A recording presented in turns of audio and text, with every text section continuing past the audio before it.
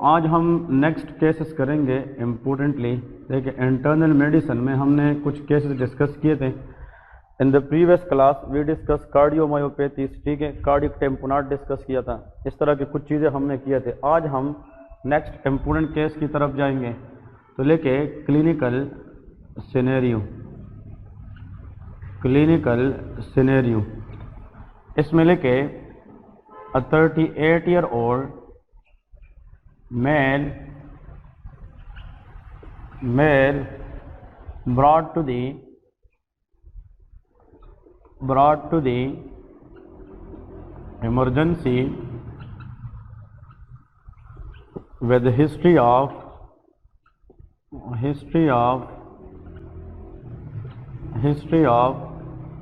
sudden onset high grade fever,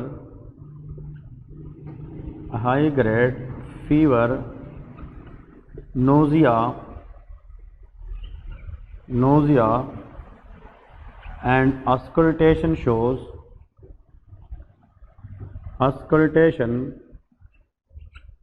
shows new onset murmur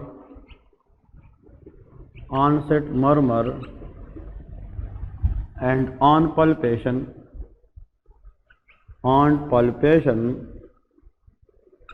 the spleen was enlarged.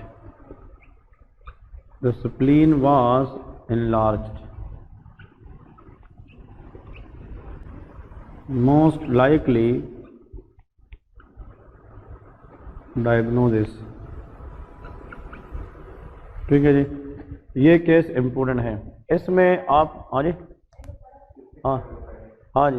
क्या है, how you से this is infective endocarditis. इसमें कौन कौन C point है जो आप बता रही है ये इन्फेक्टिव एंडोकार्डाइटिस है। ओके, हम वन बाय वन चलते हैं। This patient has a high grade fever, ठीक है, this is the most important point you people should know. Next, new onset murmur. इसमें जब भी वर्ड आ जाए न्यू ऑनसेट मर्मर, तो देखे यहाँ पे अगर हाई ग्रेड फीवर के साथ न्यू ऑनसेट मर्मर आ जाए तो 70% this is endocarditis, infective endocarditis. लेकिन अगर इसके साथ आपको वो ये भी मिलाए कि on palpation the spleen was enlarge, that is splenomegaly, अगर स्प्लीन का साइज इंक्रीज है तो फिर ये 90% डेफिनेटिवली क्या हो जाता है, इन्फेक्टिव एंडोकार्डाइटिस हो जाता है। एक्सीलेंट। यहाँ पे लिखे इस केस का जो मोस्ट लाइकली डायग्नोसिस है that is called infective endocarditis, that is inflammation of endocardial layer in the heart, ठीक है। एक्चुअली बात यह है कि जो हार्ट है इसके 3 लेयर्स होते हैं, inner layer, middle layer and outer layer. जो इनर लेयर है दैट इज एंडोकार्डियम और उसकी इन्फ्लेमेशन को हम एंडोकार्डाइटिस कहते हैं।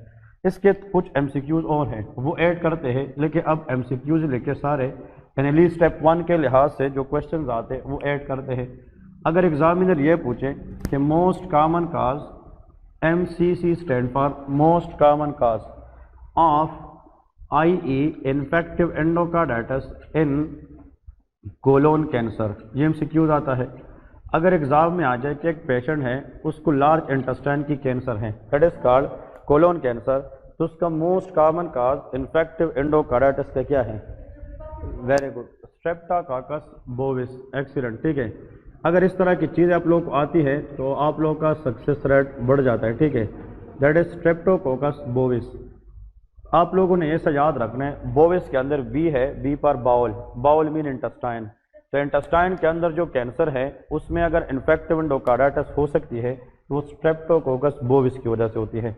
नेक्स्ट देखिए, most common cause of infective endocarditis in skin infection patient या स्किन इन्फेक्शन। अगर एक बंदा है उसको स्किन इन्फेक्शन हुआ है पहले से, कोई स्किन के ऊपर फ्रंकल्स है या कार्बंकल्स है या स्किन के ऊपर कोई जनाब इस तरह लीजन है जिसमें पस बनी है, तो वहाँ पे अगर उस पस के ज़रिए, उस लीजन के ज़रिए अगर स्किन से कोई ऑर्गेनिज्म ब्लड में जाएगी और वो हार्ट में जाएगी, एक्सीडेंट, तो वो स्टेप ओरियस है, स्टेफाइलोकोकस ओरियस, इसको हम सिंपली कहते हैं स्टेप ओरियस कहते हैं। नेक्स्ट MCQ देखें, most common cause of infective endocarditis after after dental procedure, ये भी एग्जाम में आता है। अगर एक बंदा है वो कोई डेंटल प्रोसीजर से गुजर चुका है, उसने रूट कैनालिंग की है या फॉर एग्जाम्पल टूथ एक्सट्रैक्शन किया है, तो इस माउथ के अंदर नॉर्मल फ्लोरा है। अगर नॉर्मल फ्लोरा मिसप्लेस हो जाए तो उसमें भी ऑर्गेनिज्म ब्लड के जरिए हार्ट में जाके क्या करा सकती है, इन्फेक्टिव एंडोकार्डाइटिस। तो अगर किसी को माउथ इन्फेक्शन या डेंटल प्रोसीजर के बाद इन्फेक्टिव एंडोकार्डाइटिस हो जाए तो इसका most common cause streptococcus viridans है। क्या है? Streptococcus viridans. तो ये भी एग्जाम में आता है, that is called streptococcus viridans. This very commonly asked exam question. ठीक है जी। नेक्स्ट इसमें लेके 4th number, most common cause of infective endocarditis in prosthetic valve patient. Prosthetic से मुराद क्या है? प्रोस्थेटिक वाल्व से मुराद यह है कि अगर एक पेशेंट है उसने पहले से हार्ट वाल्व रिप्लेस किए हैं, for example mitral valve stenosis था या इयोटिक वाल्व रीगर्जिटेशन, और उसने हार्ट के अंदर पहले से एक वाल्व रिप्लेस की है, तो artificial valve in the heart को हम प्रोस्थेटिक वाल्व भी कहते हैं। प्रोस्थेटिक वाल्व के ऊपर मोस्ट कॉमन कादम इन्फेक्टिव एंडोकार्डाइटिस स्ट्रेप्टोकोकस एपिडर्मिडस। वो क्या होता है? स्ट्रेप्टोकोकस एपिडर्मिडस।